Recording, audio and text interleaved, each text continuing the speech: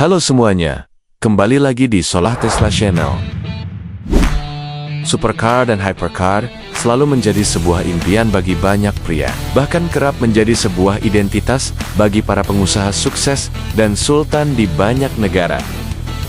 Di video sebelumnya, kita sudah lihat betapa gilanya koleksi supercar beberapa figur publik di Indonesia. Mobilnya ekstrem, harganya fantastis, dan speknya sering bikin kita geleng-geleng kepala. Tapi hari ini, kita nggak akan bahas berapa banyak mobil yang mereka punya. Karena kenyataannya, mobil paling mahal belum tentu paling sering dipakai. Tapi yang sesuai dengan karakter pemiliknya lah yang menemani perjalanan sehari-hari.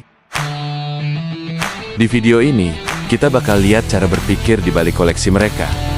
Mana mobil yang paling masuk akal? Mana yang paling overkill? Dan kalau mereka dipaksa cuma boleh simpan satu mobil, mobil mana yang paling mungkin dipilih? Dan ini akan semakin menarik untuk dibahas dan dipelajari sebagai motivasi perubahan. Biar jelas, kita pakai dua kategori. Pertama, mobil paling masuk akal. Bukan berarti murah, tapi masih bisa dinikmati, dipakai, dan masuk ke realita jalanan.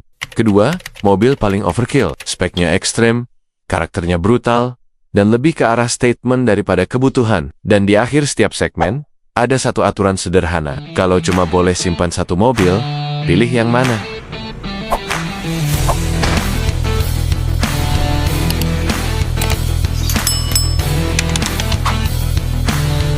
Kalau bicara Gabriel Ray, satu hal yang langsung kelihatan adalah jumlah mobilnya nggak banyak, tapi levelnya ekstrem. Gabriel Ray dikenal punya beberapa supercar yang sering jadi perbincangan. Dan bahkan masih ada satu unit lagi yang kabarnya bakal jadi yang paling mahal di koleksinya. Awalnya, Gabriel Ray memilih Lamborghini Revuelto sebagai simbol era baru. V12 Naturally Aspirated yang dipadukan teknologi hybrid, brutal, tapi modern. Mobil ini bukan cuma soal tenaga, tapi tentang arah masa depan Lamborghini. Lalu datang Ferrari SF90 XX Le Mans Edition, versi yang lebih spesial, lebih langka. Di sini terlihat, Gabriel Ray bukan sekadar beli mobil cepat, tapi mengoleksi level dan cerita yang diabadikan dalam bentuk mahakarya. Namun di tengah cerita itu, Revuelto mengalami kerusakan dan harus masuk perbaikan. Dan di saat menunggu, keputusan menarik pun diambil. Bukan mobil biasa yang dipilih, melainkan McLaren Senna, hypercar, track-focused, extreme, tanpa kompromi. Bukan pengganti, tapi pelengkap identitas. Karena bagi Gabriel Ray, menunggu bukan alasan untuk turun level. Lalu dari sekian koleksi supercar mewahnya, yang paling masuk akal dan nyaman buat harian menurut Gabriel Ray adalah Lamborghini Revuelto. Alasan menurutnya, karena ada bagasi buat naruh barang dan secara teknologi paling baru dan paling nyaman buat perjalanan. Dan yang paling overkill yaitu Ferrari SF90XX Le Mans Edition. Bukan soal dipakai, tapi soal statement dan posisi. Mobile yang lebih sering jadi pembicaraan, lebih cocok jadi simbol pencapaian, dan lebih dekat ke dunia koleksi daripada mobil harian. Kalau Gabriel Ray cuma boleh simpan satu mobil, pilihannya kemungkinan besar bukan asal yang paling mahal, tapi yang masih bisa dinikmati, masih bisa dibawa, dan tetap merepresentasikan siapa dirinya. Tapi masih ada yang kita tunggu kehadirannya, yaitu McLaren W1, bukan Gabriel Ray namanya. Kalau tidak membuat semua orang terkagum, baik dari penggiat sosial media, pecinta otomotif sampai penggiat kripto dan Bitcoin, McLaren W1 ini juga bisa jadi opsi terbaik apabila harus disisakan satu dari semua koleksinya. Kalau kamu pilih yang mana?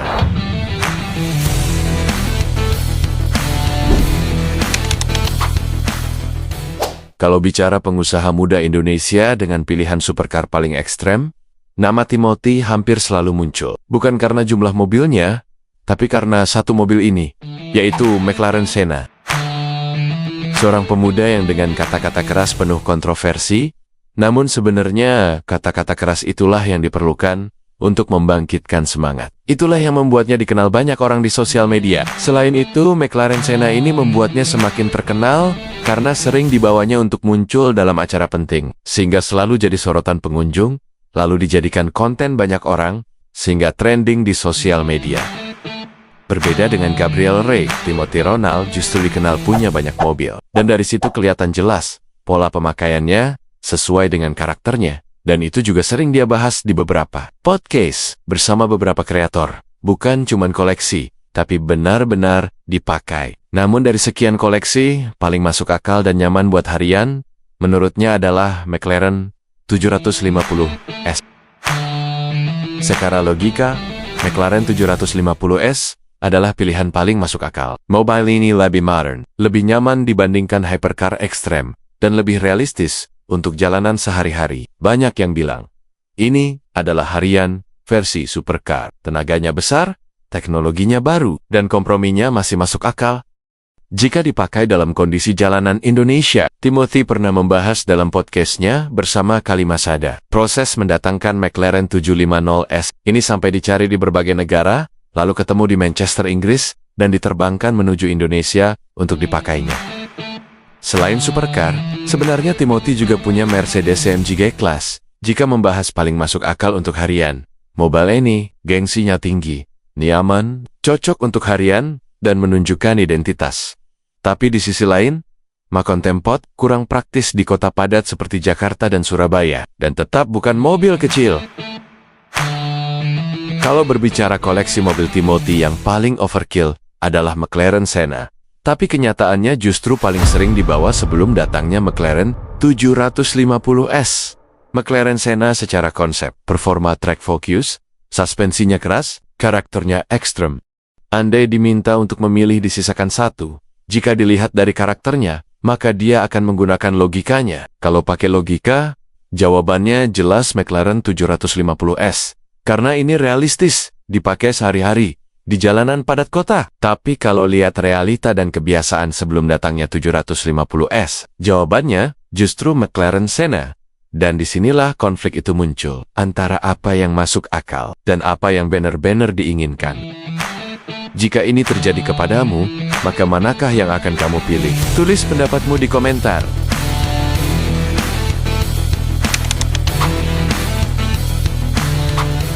Andrew Susanto punya pendekatan yang sangat berbeda. Dia dikenal sebagai figur bisnis, bukan figur otomotif yang sering memamerkan mobil.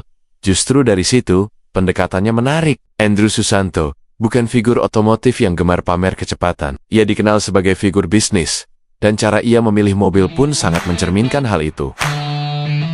Di garasinya ada Ferrari SF90 Spider, supercar hybrid dengan teknologi tercanggih.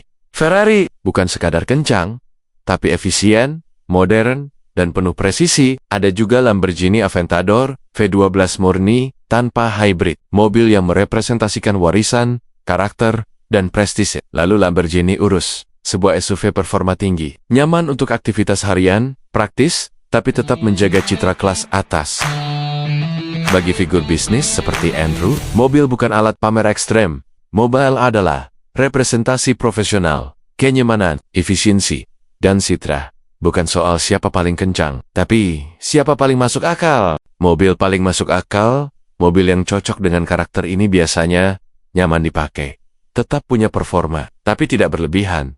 Mobil seperti ini tidak menarik perhatian berlebihan, tapi tetap menunjukkan kelas. Dia mengatakan bahwa Lamborghini Urus sangat cocok dan nyaman dipakai untuk sehari-hari, meski dia juga punya mobil keluarga yaitu Lexus dan Alphard. Dan mobil yang paling overkill hampir tidak relevan untuk karakter seperti Andrew. Konsep overkill justru hampir tidak relevan. Mobil ekstrem bukan prioritas, karena tujuannya bukan sensasi, melainkan fungsi dan citra. Tapi dia punya satu yang seperti itu, yaitu Ferrari SF90 Spider, dan bisa jadi itu sebagai koleksi atau investasi jangka panjang. Lalu kalau cuma boleh simpan satu, besar kemungkinan itu bukan yang paling mahal, bukan yang paling kencang, tapi yang paling logis. Menurut Andrew Susanto, mobil yang bisa dipakai kapan saja, dalam konteks apa saja, sudah pasti antara Lamborghini Urus atau Lexus. Dari tiga orang ini, kita bisa lihat satu hal penting. Supercar bukan cuma soal harga dan spek, tapi soal cara berpikir pemiliknya.